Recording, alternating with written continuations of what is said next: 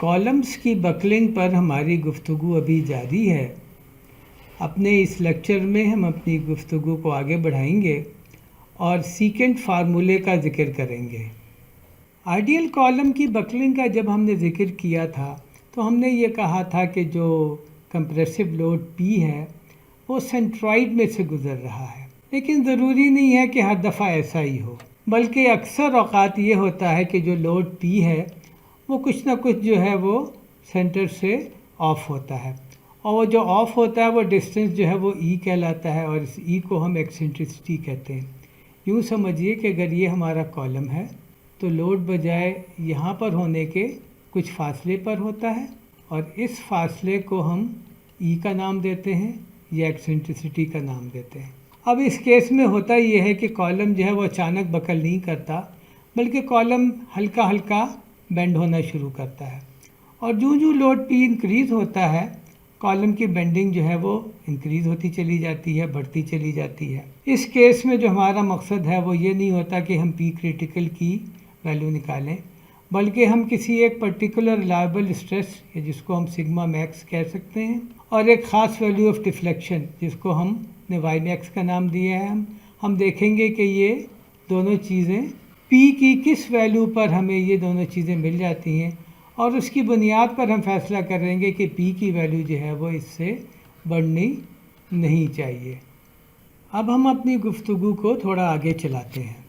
जिस तरह हमने पहले कहा कि इस केस में जो लोड P है वो सेंट्रॉइडल एक्सिस पर एक्ट नहीं कर रहा, बल्कि कुछ फासले पर है, और वो फासला E है।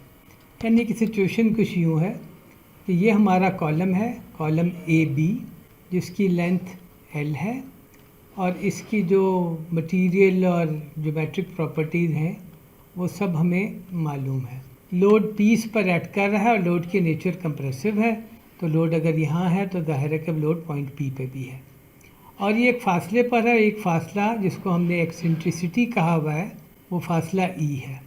तो ये सिचुएशन कुछ इस तरह है कि गोया अगर हम लोड P को सेंट्रॉइडल एक्सिस पे शिफ्ट कर दें तो साथ में जो है वो एक बेंडिंग मोमेंट भी आ जाएगी। ये काम पॉइंट A पे भी होगा और ये काम पॉइंट B पे भी होगा।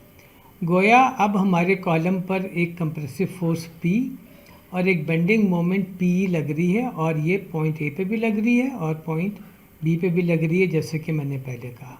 अब अगर कॉलम पर बेंडिंग मोमेंट लग रही है जिसकी वैल्यू भी हमें पता है, तो कॉलम जो है वो बेंड करेगा। तो बेंडिंग में अगर इसकी हम पोजीशन देखें तो वो कुछ इस तरह होगी कि ये कॉलम के एंड्स हैं, और एंड्स पर एक फोर्स और एक मोमेंट लगी हुई है। ये पॉइंट B है, उस पर भी एक फोर्स और एक मोमेंट लगी हुई है, और ये कॉलम जो है वो इस शेप में जो है वो बेंड कर चुका है। बेंडिंग की जो वैल्यू है वो पॉइंट से हर पॉइंट पर मुख्तलिफ होगी, लेकिन हम जनरली इसको Y का नाम देते हैं, और सिमेट्री की वजह से सेंटर में उसकी वैल्यू जो होगी वो मैक्सिमम होगी, और हम उसको Y मैक्स का नाम देते हैं। तो गोया ये प्रॉब्लम जो है कि कॉलम की बकलिंग का है वो एक्चुअली एक बेंडिंग का प्रॉब्लम है, और हम इस प्रॉब्लम को Y के लिए सॉल्व करना चाहते हैं।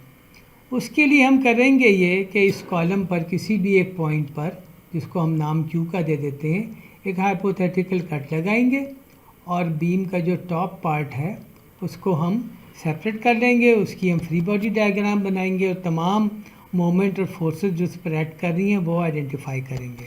तो ये वो पार्ट है AQ। यहाँ पर कंप्रेसिव फोर्स P एक्ट कर रही है, बेंडिंग मोमेंट PE एक्ट कर रही है, बीम की डिफ्लेक्शन पॉइंट Q पर Y है, जिसकी वजह से जो इंटरनल बेंडिंग मोमेंट है उसकी वैल्यू -PY -PE है, और ये डिस्टेंस जहाँ पर Q है वो डिस्टेंस X है, और इस पार्ट को हमने सॉल्व करना है बीम बेंडिंग के पॉइंट ऑफ व्यू से।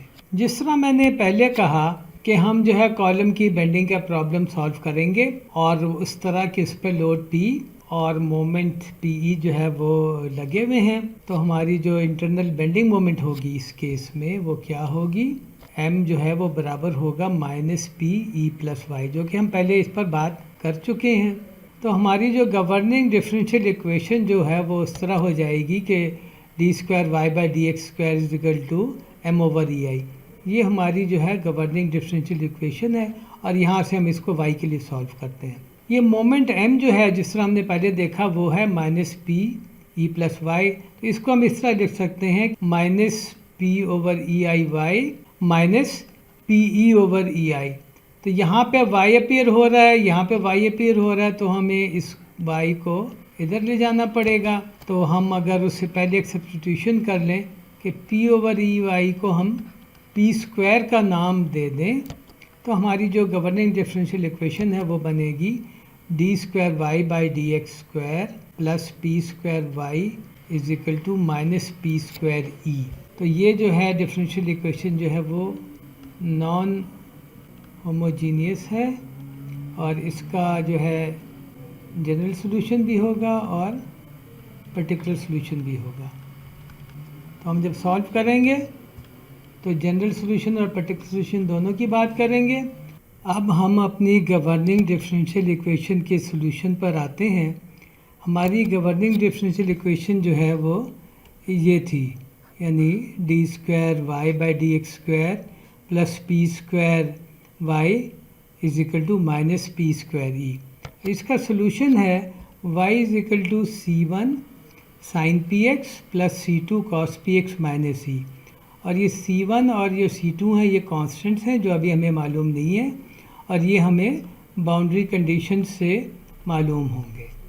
तो जो हमारी बाउंड्री कंडीशन है वो क्या है कि x is equal to zero पर y जो है वो ज़ीरो है और x is equal to L पर y दोबारा ज़ीरो है। तो जब हम ये बाउंड्री कंडीशन अप्लाई करें तो पहली बाउंड्री कंडीशन जो पॉइंट ए पर है, जब वो अप्लाई करते हैं तो हमें C2 की वैल्यू मिलती है कि C2 जो है उसकी वैल्यू है E। और जब हम दूसरी बाउंड्री कंडीशन अप्लाई करते हैं यानी कि पॉइंट बी वाली कि जब x इक्वल टू एल पे y ज़ीरो है, तो हमें उससे मिलता है कि C1 साइन PL जो है वो बराबर है E1 माइनस कॉस PL के। और इसको अगर हम थोड़ा सिंप्लीफाई करें तो C1 की वैल्यू हमें मिलेगी E टेंजेंट PL ओवर 2। तो हमें C2 भी पता चल गया और C1 भी पता चल गया। तो यहाँ से हमारा सॉल्यूशन जो है वो हो जाएगा y is equal to E bracket के अंदर tangent PL over 2 sine PX plus cos PX minus 1।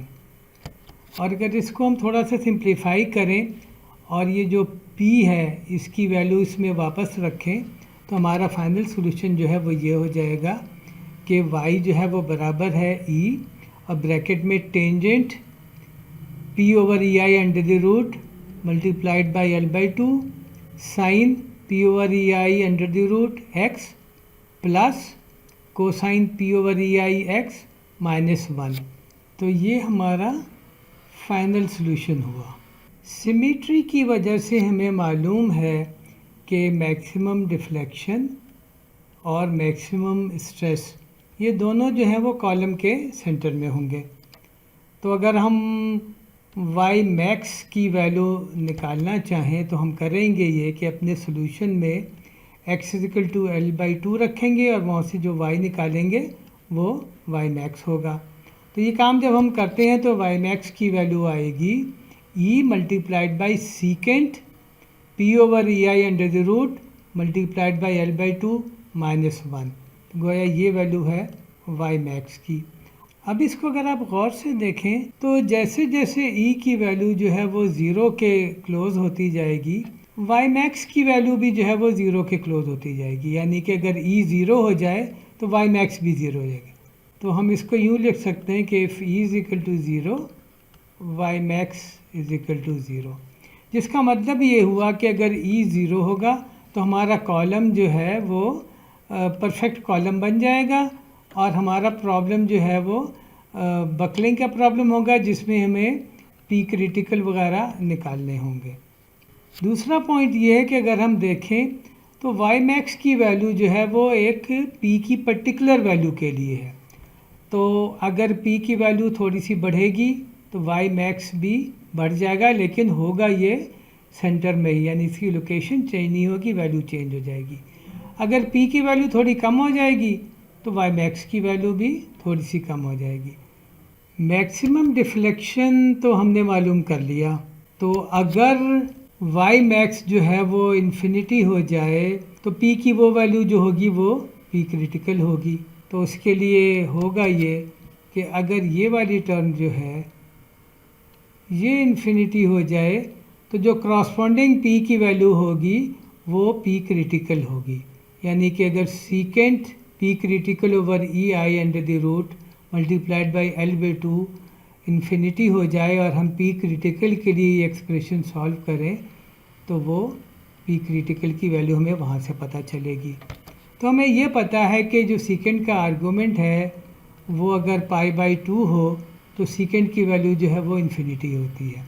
तो यहाँ से हम पी क्रिटिकल की वैल्यू निकाल सकते हैं। तो जो पी क्रिटिकल है उसकी वैल्यू है पाई स्क्वायर ई आई ओवर एल स्क्वायर, और ये बिल्कुल वही वैल्यू है जो कि आयलर बकलिंग के लिए हमने मालूम की थी। और यहाँ से हम लिख सकते हैं कि ई आई जो है वो बराबर है, यानी कि हम ई आई को रखें इधर, इस एल स्क्वायर को इधर ले जाएं और पाई स्क्वायर को डिनोमिनेटर में ले आए नीचे लेफ़्ट साइड पर।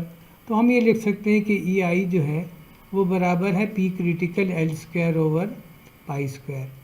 और यहाँ से अगर हम ई आई की वैल्यू लें और इसको हम जो है इस एक्सप्रेशन में अगर डाल दें तो वाई मैक्स की एक थोड़ी सी मुख्तलिफ वैल्यू हमें पता चलेगी कि वाई मैक्स जो है वो बराबर है E multiplied by secant pi by 2 P over P critical under the root -1। और पी क्रिटिकल कहाँ से आएगा? पी क्रिटिकल यहाँ से आएगा। और पी क्या है? पी वो वैल्यू है जो हमने कॉलम पर अप्लाई की हुई है। बाकी ई सीकेंट वगैरह हमें मालूम है। अपने कॉलम पर वाई मैक्स की वैल्यू तो हमने मालूम कर ली। अब हम मैक्सिमम नॉर्मल स्ट्रेस भी मालूम करना चाहते हैं। मैक्सिमम नॉर्मल स्ट्रेस जो है वो एक्सियल लोड और बेंडिंग मोमेंट की वजह से होगी। यानी कि हम यूँ लिख सकते हैं कि सिग्मा मैक्स जो है वो बराबर है पी ओवर ए, पी ये वाला पी है, plus M C over I K, और ये पार्ट जो है ये बेंडिंग मोमेंट की वजह से है। इस एक्सप्रेशन में एम मैक्स तो हमें मालूम करना पड़ेगा, मगर सी हमें पता है क्या है। सी जो है वो डिस्टेंस है सेंट्रोइडल एक्सिस से आउटर फाइबर का, और आई जो है वो मोमेंट ऑफ इनर्शिया है इस बीम कॉलम का। तो जो मैक्सिमम मोमेंट की वैल्यू होगी वो होगी एम मैक्स बराबर है P Y max plus M A K. P Y max column के मिडल पर जहाँ एक्स की वैल्यू एल बाई 2 है वहाँ पर इस लोड पी की वजह से जो मोमेंट है वो होगी। एम ए जो है वो ये वैल्यू है, तो हम इसको इस तरह लिख सकते हैं कि पी वाई मैक्स प्लस ई, क्योंकि एम ए जो है वो पी ई है। और अगर हम इसको थोड़ा सा मैनिपुलेट करें और आई को रिप्लेस कर दें ए आर स्क्वायर से, तो हमारी सिग्मा मैक्स की वैल्यू आ जाएगी P over A multiplied by 1 plus Y max plus E over R square into C.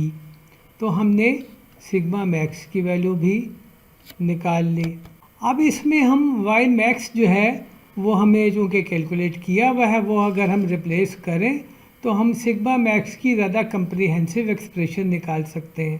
तो अगर हम वाई मैक्स की ये वाली एक्सप्रेशन यूज़ करें, यानी कि वाई मैक्स जो है वो बराबर है E multiplied by secant P over E I under the root into L by 2 -1, तो सिग्मा मैक्स जो है वो ये हो जाएगा, यानी कि सिग्मा मैक्स हो जाएगा पी ओवर ए, ये कॉमन हमने निकाल लिया, 1 plus E C over R square secant P over E I under the root into L by 2। और अगर हम वाई मैक्स की वो वाली वैल्यू इस्तेमाल करें जिसमें पी क्रिटिकल का जिक्र था, यानी कि वाई मैक्स जो है वो बराबर है E multiplied by secant pi by 2 P over P critical under the root -1, तो सिग्मा मैक्स की वैल्यू हो जाएगी P over A multiplied by 1 plus E C over R square secant pi by 2 P over P critical.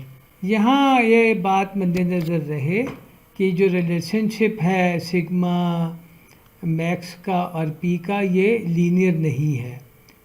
यहाँ पर से आप देख लें या यहाँ पर से आप देख लें, इसका मतलब है अगर लोड एक से ज़्यादा है तो पहले हमें उन लोड्स का रिजल्टेंट निकालना पड़ेगा और फिर हम ये फार्मूला या ये फार्मूला इस्तेमाल करेंगे।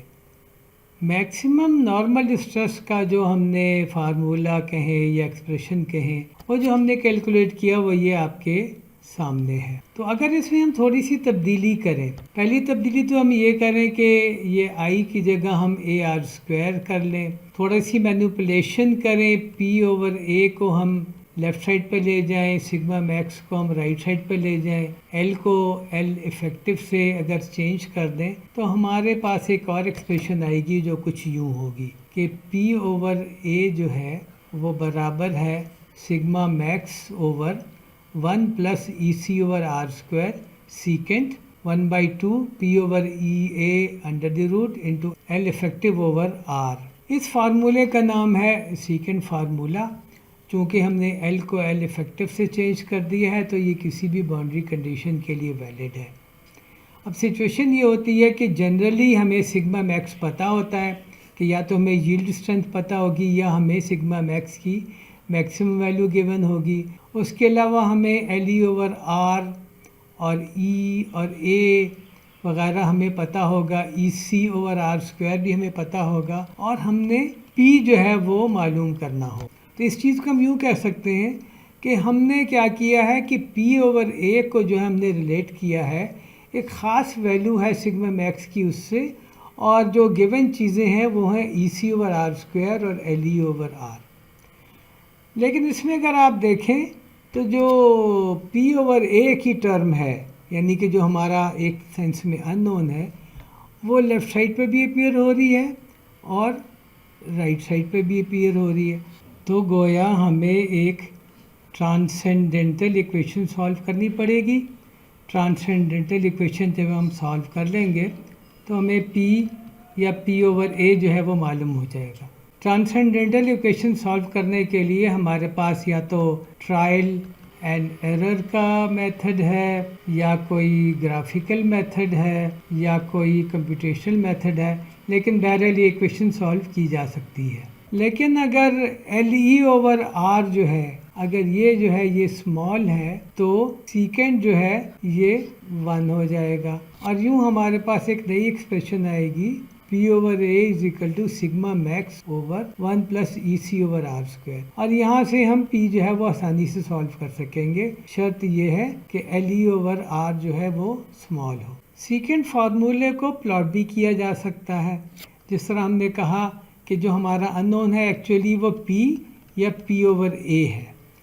तो एक्स एक्सिस पर हमने एल ई ओवर आर लिया, वाई एक्सिस पर हमने P ओवर A लिया, और ई सी ओवर आर स्क्वायर की मुख्तलिफ वैल्यूज़ के लिए हमने मुख्तलिफ कर्व जो है वो प्लॉट कर ली, और ये कर्व सिग्मा वाई और ई की एक पर्टिकुलर वैल्यू के लिए हैं। जैसे कि इस केस में सिग्मा वाई की वैल्यू 250 मेगापास्कल और ई की वैल्यू 200 गीगापास्कल है। यहाँ ये बात मद्देनज़र रहे कि सिग्मा मैक्स और पी का जो रिलेशनशिप है वो लीनियर नहीं है, और इन कर्व्स को भी अगर आप देखें तो ये कर्व लीनियर नहीं है। उम्मीद है आपको ये लेक्चर पसंद आया होगा। बहुत बहुत शुक्रिया।